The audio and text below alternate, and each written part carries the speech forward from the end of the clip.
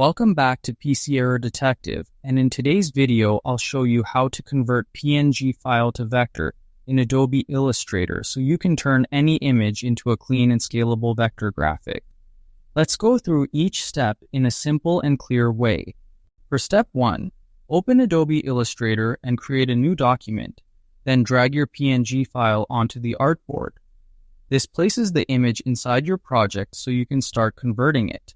For step 2, click on the PNG image to select it, and go to the top toolbar where you will see the Image Trace button. This tool is designed to convert pixel-based images into vector paths automatically.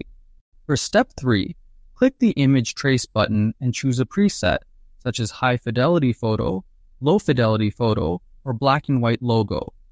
Each preset changes how detailed the vector conversion will be. For step 4, open the Image Trace panel for more controls and adjust settings like threshold, paths, corners, and noise to refine your vector. These options help you get smoother edges and cleaner shapes depending on your image. For step 5, once you're satisfied, click Expand at the top.